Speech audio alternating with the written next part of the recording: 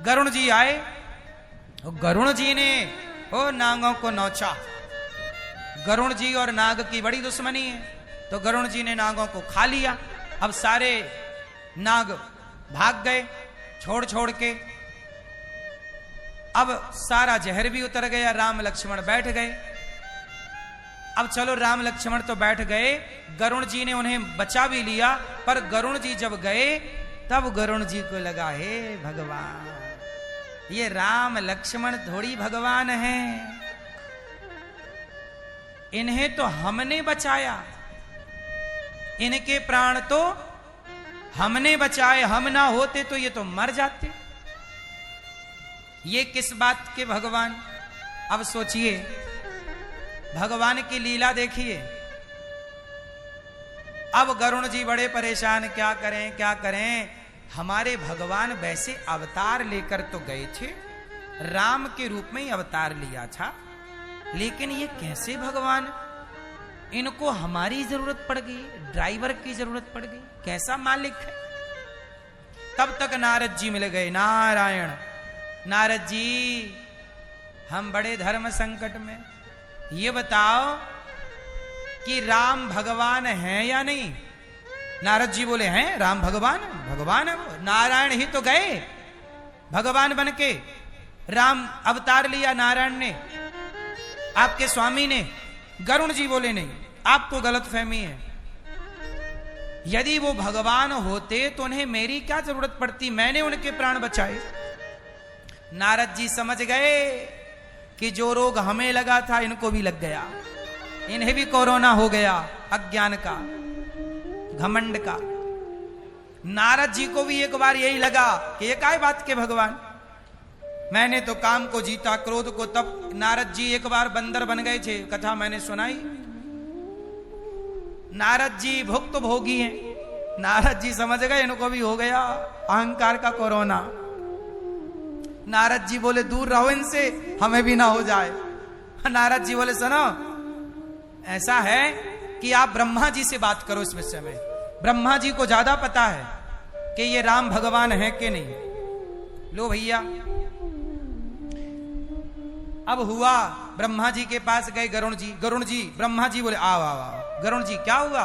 प्रभु थोड़ा डाउट है। डाउट क्या? बोले, ये राम भगवान है या नहीं? ब्रह्मा जी बोले, समझ गए, मन मन में राम को प्रणाम किया, हे प्रभु, आज एक और कोरोना बैक्टीरिया मिल गया, अभिमान का कोरोना घूम रहा है, बच के रहो। ब्रह्मा जी ने दूर से विदा किया, गरुण जी आप जाइए। कहां जाइए? बोले, शंकर जी के पास जाइए, शंकर जी दिन भर राम राम जपते हैं, वही बताएंगे, उनसे बढ़िया कोई नहीं बता सकता। शंकर जी के पास गए गरुण जी।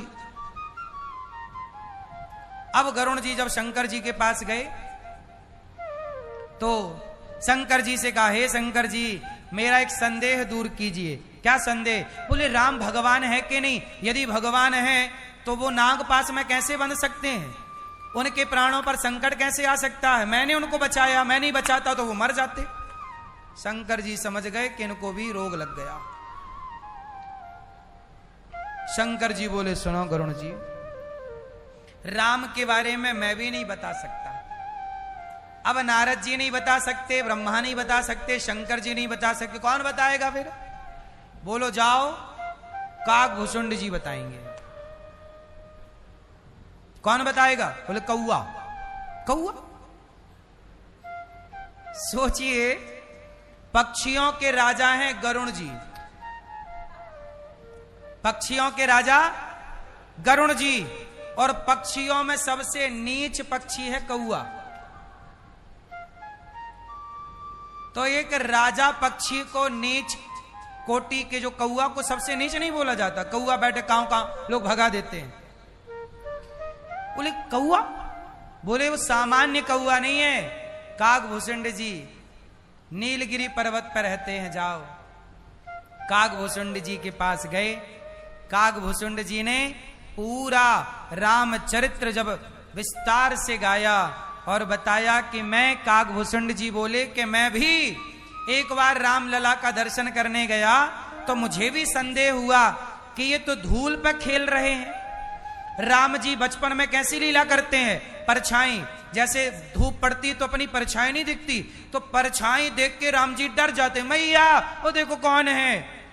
परछाई कभी पकड़ने दौड़ते, कभी डर जाते। तो काकभूषुंड जी को भी गलतफहमी हो गई कि ये किस बात के भगवान, ये तो परछाई से डर रहे हैं। तो भगवान ने क्या किया, काकभूषुंड जी को देख के जरा हंसे, और हंसे मुंह खुला तो काकभूषुंड जी भगवान के मुख में समा गए। और जब अंदर गए तो करोड़ों ब्रह्मा देखे, करोड़ों शंकर देखे, करोड़ों इंद्र देखे,